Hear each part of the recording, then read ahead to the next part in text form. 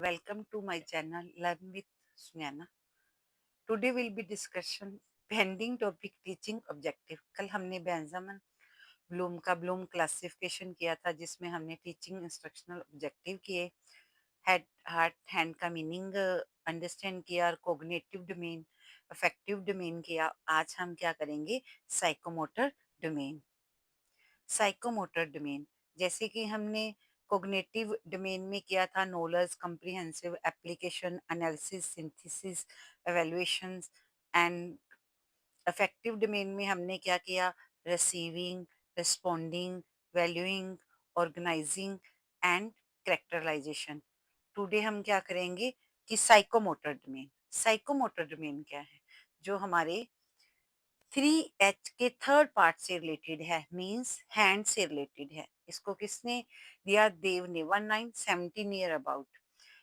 इनको क्या कहा गया है? कहते हैं कि मनोप्रेरित क्रियात्मक ज्ञान, जिसे हम लर्निंग बाय डूइंग भी कहते हैं, जिससे बच्चा क्या करता है कि कोई भी टेक्निकल स्किल को एक्सेप्ट करता है, ग्रहण ग्रहण करता है, अडॉप्ट करता है।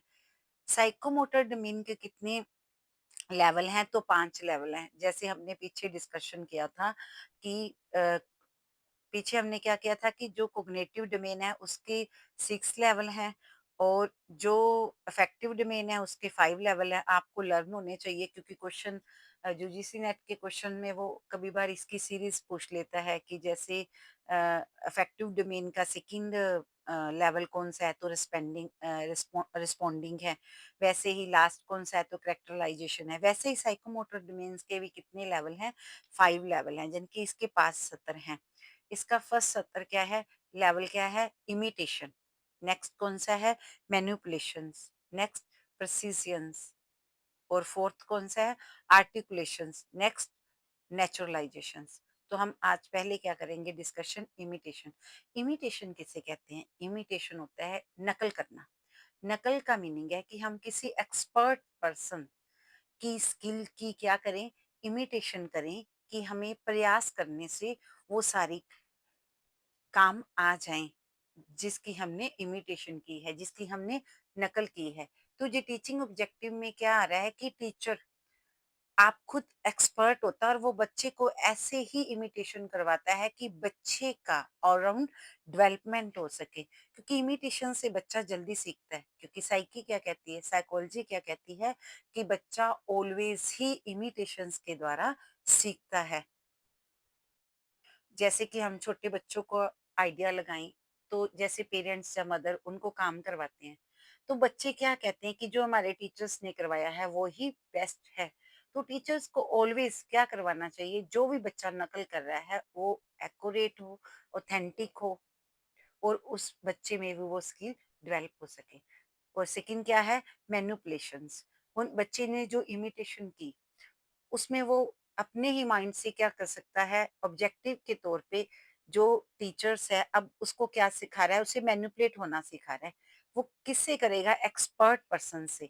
किसी भी मशीनरी के उपकरण के साथ प्रयोग करने का प्रयास करता है ताकि उसमें क्या आ सके? आत्मविश्वास। जैसे हमने कहा कि बच्चे ने इमिटेशन के थ्रू या किसी भी बड़े स्टूडेंट्स ने क्या किया कि इमिटेशन के थ्रू किसी व्हीकल को सीखा। अब वो उसमें एक्सपर्ट हो गया, उसने उसमें मैनिपुलेशंस कर दिया। मैनिपुलेशन होता है चेंज करना, उसमें वो अपना भी माइंड लगाएगा जिससे कि उसमें सेल्फ कॉन्फिडेंस आएगा। अब प्रिसिजन्स क्या चीज है कि अब वो उसमें एक्सपर्ट हो गया। एक्सपर्ट का मीनिंग क्या होता है कि जब हम किसी भी चीज को बार बार रिपीट करते हैं तो हम उसमें एक्सपर्ट हो जाते हैं। अक्सर ये कहा जाता है कि प्रैक्टिस में मैन मेक्स मैन परफेक्ट। यदि हम किसी भी काम को कार्य को बार-बार करते हैं, तो उसमें एक तो सुधार आता है, इम्प्रूवमेंट होती है और दूसरा उसमें एक्यूरेसी आती है। तो प्रैक्टिस मेक्स मैन परफेक्ट। बार-बार जब हम किसी चीज़ को रिपीट करेंगे, तो उसमें हमें क्या आ जाएगी? एक्यूरेसी आ जाएगी, हम परफेक्ट हो जाएँगे, अपनी स्किल को डेवलप कर लेंगे। फर्स्ट में हम बच्चा क्या कर रहा है? इमिटेशन कर रहा है। किसकी हेल्प से? टीचर्स की हेल्प से, क्योंकि ये टीचिंग के ऑब्जेक्टिव है। ये टीचर्स का एक ऑब्जेक्टिव है कि बच्चे में ऐसे इमिटेशंस अडॉप्ट करवाए कि वो उसमें एक्सपर्ट हो जाए। फिर बच्चा उसमें ही क्या कर सकता है? मैनिपुलेशन कर सकता है। टीचर उसकी हेल्प करता है। प्रिसिजन क्या है? बार-बार प्रैक्टिस करने से क्या होएगा कि वो एक्सपर्ट हो जाएगा। आर्टिकुलेशंस, अब आर्टिकुलेशंस क्या होता है कि इस सतर पे जो प्रैक्टिस उसने पीछे की है, जैसे भी उसने की है, वो उस पे डिपेंड हो जाएगा। वो इतना को एक्सपर्ट हो जाएगा कि वो अपने आप ही उस काम को कर लेगा। अब उसको थोड़ी-सी हेल्प की, गाइड की ज़रूरत होएगी। अब वो आर्टिकुलेशंस अपने आप उसको करना शुरू कर देगा। उसमें इतना आत्मविश्वास अडॉप्ट हो गया है। नेक्स्ट क्या है? नेचुरलाइज़ेशंस। अब नेचुरलाइज़ेशंस में क्या करेगा? फर्स्ट इमिटेशन किया उसने। इमिटेशन में क्या किया कि उसने कोई स्किल को देखा और उसकी नकल की। नेक्स्ट उसमें जो चेंज करने थे किया, उसको में आत्मविश्वास आ गया।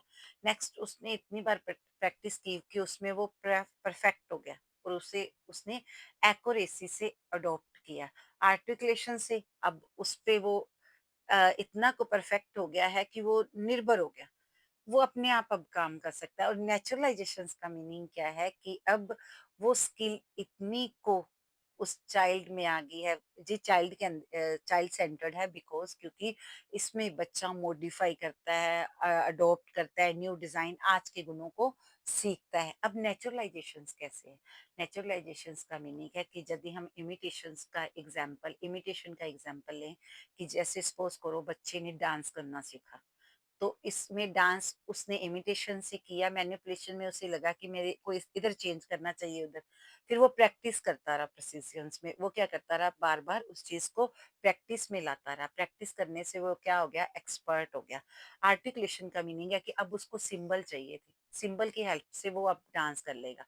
अब नेचुरलाइजेशन में कि थोड़ा सा भी यदि उसे साउंड का कोई सिंबल दिखाई देता है तो अब उसे सिंबल की ज़रूरत नहीं, वो अपने आप ही डांस कर लेगा क्योंकि अब उसने एक ही डांस सीखा सपोज़ करो, तो अब वो क्या कर लेगा, अपने अकॉर्डिंग कोई भी डांस कर सकता है क्योंकि उसका माइंड वैसे ही डेवलप हो गया है, नेचुरलाइज़ेशन हो गया है, मॉडिफाई हो गया है कि वो किसी भी गुण को अडॉप्ट कर सकता है अकॉर्डिंग टू एक्सपर्ट। तो ये क्या थे, साइकोमोटर डोमेन के लेवल थे। फर्स्ट क्या था, imitation, second manipulations, third precisions, fourth articulations, five naturalisation. Most important है, इसका भी वो सीक्वेंस यूजीसी नेट में आस्क किया जाता है कि साइकोमोटर डोमेन कितने हैं। तो 5 इसके लेवल हैं। किसने दिया? देव ने दिया। जी क्या है? टीचिंग के ऑब्जेक्टिव हैं।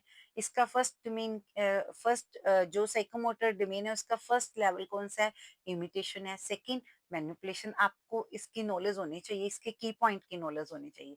प्रिसिजंस और थर्ड, फोर्थ क्या है? आर्टिकुलेशंस और फाइव नेचुरलाइजेशन जिसे हम टॉप कहते हैं। यदि हम इसे बॉटम कहें तो बॉटम इसमें इमिटेशन है और यदि टॉप लेवल कहें तो नेचुरलाइजेशन है क्योंकि इसमें सारी चीजें उसने एक्सेप्ट कर ली, अडॉप्ट कर ली, अपने आप को मॉडिफाई कर लिया स्टूडेंट ने। किसकी हेल्प से? टीचर की हेल्प से। ये टीचर्स के क्या है? ऑब्जेक्टिव है।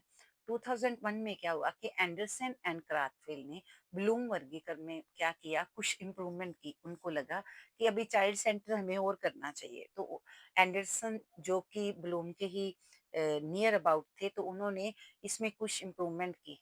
उन्होंने पीछे हमने क्या देखा था कि जो ब्लूम की कॉग्निटिव डोमेन है उसमें knowledge, comprehensive, application, analysis, synthesis और इवैल्यूएशन। इसमें इन्होंने क्या किया कि फर्स्ट रिमेंबर लो लेवल है जो, remember, understand, apply, analyse, evaluating, create. तो इसमें लो लेवल इन्होंने रिमेंबर रखा और हाई लेवल क्या है? क्रिएट। जो वर्ब फॉर्म में है वो नाउन फॉर्म में था, जिनकी जे क्रिया की फॉर्म में है। ये भी चाइल्ड सेंटर है, वैसे वो भी चाइल्ड सेंटर था। यदि 2001 एंडरसन एंड क्राथवेल का वर्गीकरण पूछा जाए तो ये क्या है? Remember, understanding, apply, analyse, evaluating, create, verb. यदि आपको ये वीडियो अच्छी लगी हो please like, share, subscribe my channel learn with Sunaina. Thank you.